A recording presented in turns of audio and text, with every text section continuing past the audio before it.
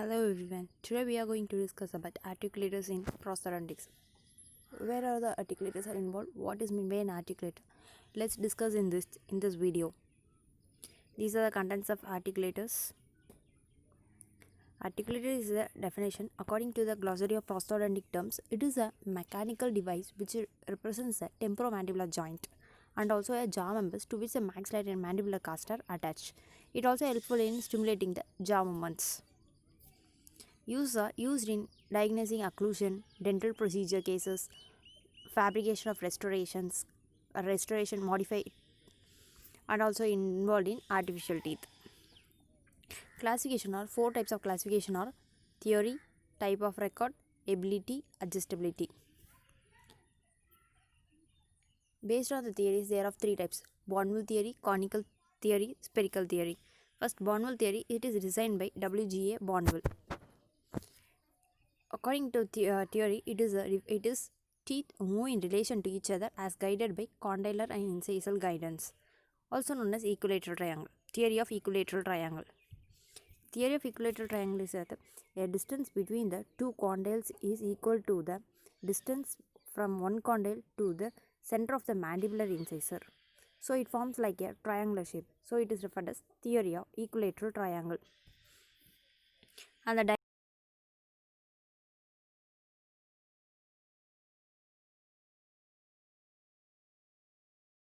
is conical theory. It is also known as Hall theory. It is proposed by Harry Hall. The theory is lower teeth move over the surface of upper teeth in the 45-degree cone generating angle to the central axis of occlusal plane. Next one is spherical theory. Theory is lower teeth move over the upper tooth surface with a spherical surface. In Bournville theory, diameter is 4 inches. Spherical theory, diameter is 8 inches. Here, center of sphere is located in the gabrella region. Designation by G.S. Monson. Disadvantages are no provisions for variations. The second type classification is based on records. Based on record, they are divided into two: intraocclusal record, graphic record. It is mainly designed for different jaw relations. In intraocclusal record, we can see some kind of occlusal records. It's mainly done by base plate plaques, plaster of Paris, cold cure acrylic resin. And the next one is graphic record. It consists of records or extreme border portion of mandibular movements, face bow, hinge axis location are involved. In graphic record, intraoral and extraoral graphic record can be done. The next one is based on ability. Based on ability, they are divided into four classes: class 1, 2, 3, 4. They are mainly divided in the basis of instrument capability, and or also the recording procedure. Here, single and three-dimensional movements are involved. Let's go on by one. First, class 1. Here, class 1 is simple articulator. Involves single static registration. Only vertical motion is available. Tentative jaw relation can be done. Example of class 1 type is slab articulator, Bandor articulator.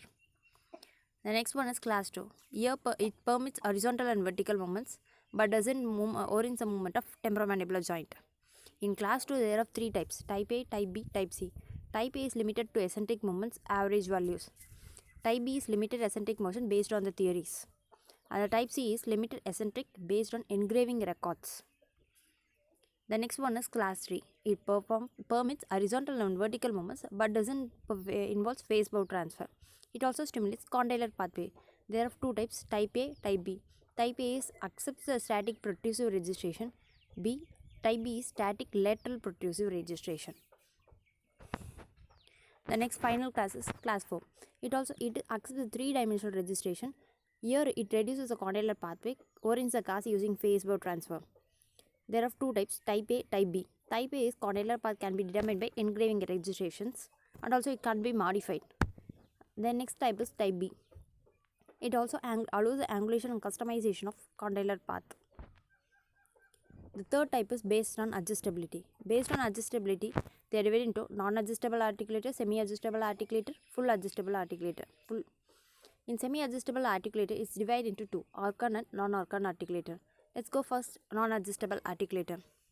It also opens and closes in horizontal axis, always has a fixed condylar pathway, and inclination is incisal pin and guidance. It cannot be altered. The next one is semi-adjustable, divided into two types, non-Orcan and Orcan. Always adjust as a horizontal condylar pathway, lateral paths, incisal guide tables, and condylar distance. Here first go into the Orcan articulator. It's derived from the Bergstrom from the words articulator and condyle or articulator condyle. Here the condyle element is attached to the lower member of the articulator and the upper member is attached to the condylar guidance. It always resembles the temporomandibular joint. Advantage of Orcan articulator is it also preserves the occlusal and facebow transfer.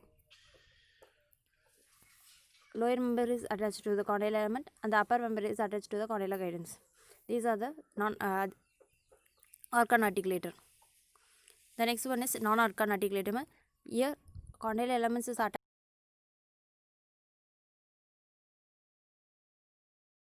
Example, Anavet series, dentatus and Gysi. Third one is fully adjustable articulators.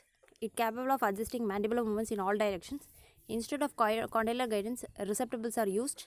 It also forms condylar and incisal guidance. Example, Stuart instrument gnathoscope. Here we'll go with about the structure of articulator. In structure of articulator, we can see two types of articulator: mean value articulator, Hanau view articulator. And also articulator is always a triangular apparatus, consists of upper and lower member. Upper is always preferable for maxilla and lower is for mandible. Upper is triangular shaped and lower is L-shaped frame. It always articulates around the condylar guidance. Condylar guidance is nothing but a glenoid force of temporomandibular joint. Here incisal pin is also involved. It is also known as vertical rods. It separates the upper and lower triangular components in the anterior end. Let's go into the mean value articulator. It is a non-adjustable one, as always a fixed dimension. The mean value articulator derives the average distance between the incisal and the condylar guidance. Consists of upper member, lower member, incisal guide table, incisal upper member, lower member, incisal guide table, condylar guidance and vertical rods.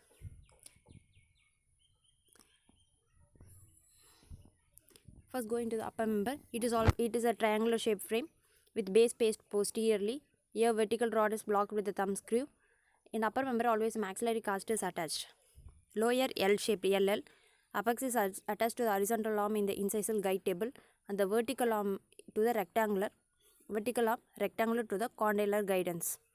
Always it has a fixed metal bar attached to the vertical portion of the lower member. The next one is incisal guide table. It is also a part of articulator for maintaining the incisal guide angle. Here short cylinder is used.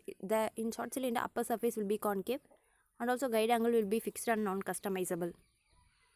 The next one is condylar guidance. It is represented by a slot. That is, slot is a condylar track located in the upper part of the vertical arm of lower member. Spring is present, doesn't accept the facebow transfer. The final one is incisal pin, also known as vertical rods. It is a fixed distance between the upper and lower members at the anterior end. And now wide view articulator.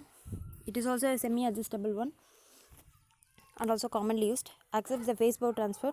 Movements are hinge and lateral. Components are upper member, lower member, incisal guide table, condylar guidance and incisal pin. Upper member is T-shaped. Your vertical arm runs anterior posteriorly and horizontal transversely.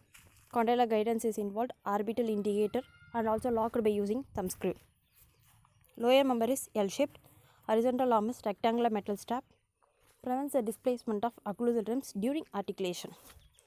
Here in lower member roll pin is present and condylar shaft is 12 to 13 mm anterior to the roll pin. Lower member is cylindrical piece of metal. The next one is condylar guidance. It is always attached to the upper member. Represents the glenoid force of temporomandibular joint. Condylar element articulates with the condylar track. It always rotates around the coronal axis. Here Bennett angle is mainly involved. Bennett angle formula is equal to h by 8 plus 2, 12. Incisal guide table is customizable table and also base is formed by the platform of articulator. Here small rectangular strip is involved. Table should be flat and pin at the center point.